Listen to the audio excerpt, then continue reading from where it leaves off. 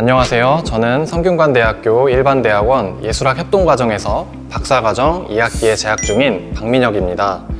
저는 학부과정에서 예술학을 전공하였고 미디어 아트 설치미술을 공부하였으며 석사과정에서 정보시스템 공학이라는 프로그래밍 위주의 융합학문을 공부하였습니다.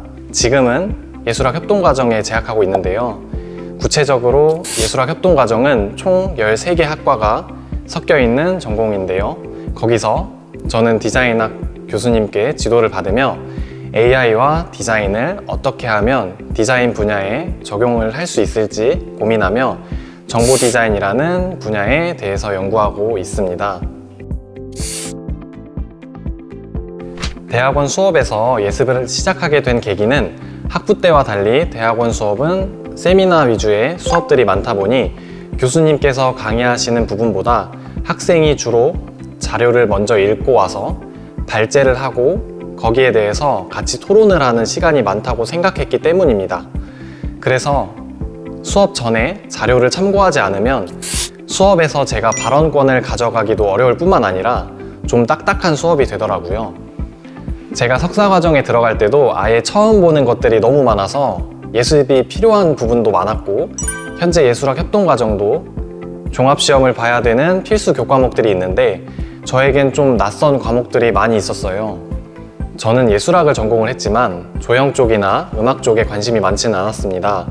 이런 수업들과 연계해서 종합시험을 보다 보니까 예습을 하지 않으면 도저히 이걸 따라갈 수 없겠다라는 생각을 많이 했던 것 같습니다. 그래서 조금이나마 해결을 하고자 예습을 해야겠다라는 생각을 많이 했던 것 같아요. 복습보다 예습을 더 중요시했던 것 같고 주로 다양한 수업에서 예습을 하기는 했지만 토론 방식 위주의 세미나 수업 전에 예습을 많이 하는 편입니다. 항상 비슷한 패턴을 가져가긴 했는데요. 수업 계획서를 가장 많이 참고를 합니다.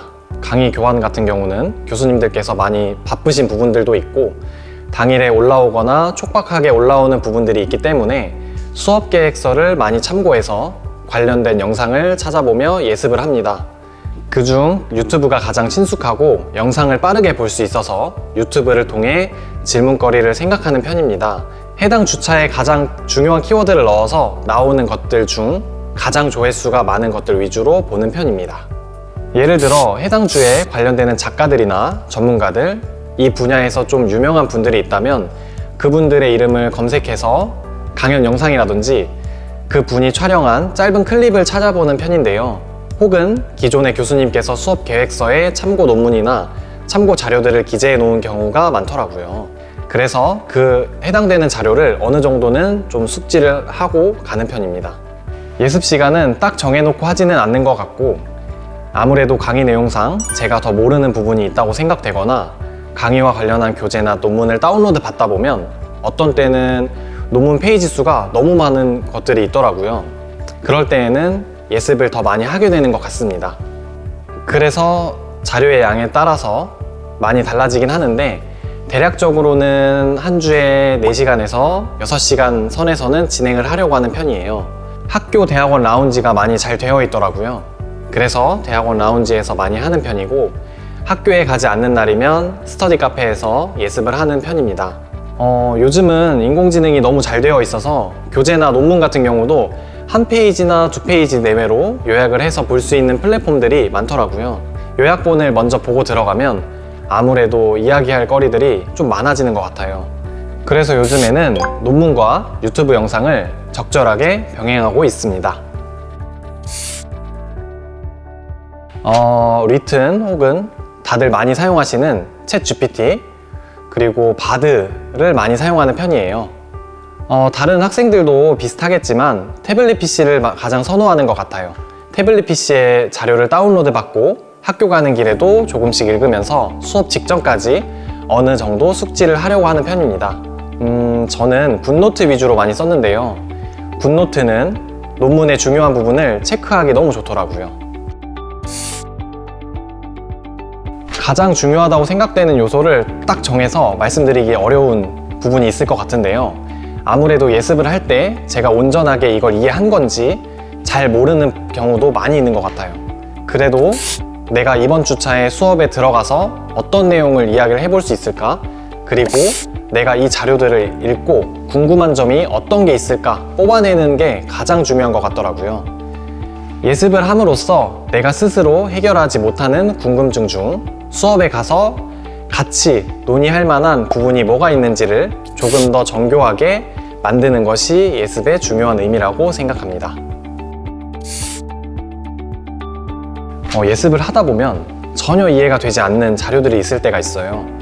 예를 들어 저는 요즘에 조형예술학 특론이라는 수업을 듣고 있는데 조형에 관심이 그렇게 많지 않았던 터라 교수님께서 수업에 들어와 어떤 말씀을 하시는지 이해가 되지 않는 부분들이 있더라고요.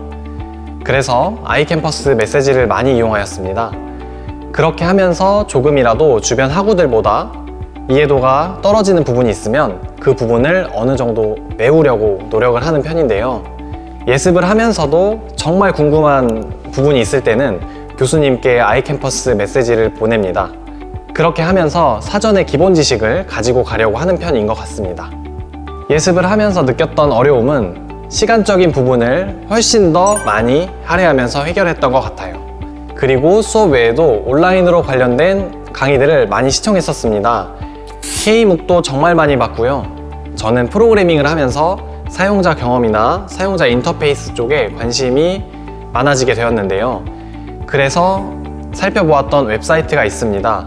바로 interactiondesign.org라는 사이트인데요. 코스별로 구성이 되어 있는 부분들이 있어서 기초적인 부분들을 다루는 코스를 많이 시청하고 대학원 수업에 들어가서 모르는 부분에 대해서 질문을 하거나 이야기를 나눴습니다.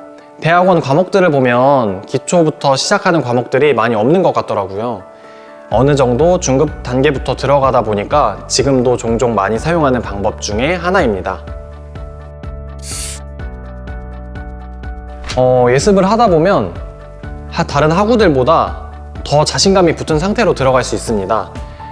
대학원 수업 자체가 대부분 학생이 말을 하지 않으면 진행되지 않는 수업들이 많고 소수 정예인 수업들이 많아서 당황했던 적이 있거든요. 많아봤자 15에서 20명 정도 있는 수업이기 때문에 학생들이 참여를 하지 않으면 3시간 동안 제대로 수업이 되지 않는 부분들이 있어요. 그래서 조금 더 예습을 하고 들어가면 자신감이 있는 자세로 이야기를 나눠볼 수도 있고 스스럼 없이 이야기를 많이 하는 편인 것 같아요. 그래서 예습을 통해 지식적인 측면에서 많이 알았다라는 부분보다 태도적인 부분도 중요한 것 같더라고요. 내가 말하는 데 있어서 자신감이 많이 붙었구나. 그래서 더 즐겁게 3시간을 보내고 왔다라는 느낌이 들었습니다.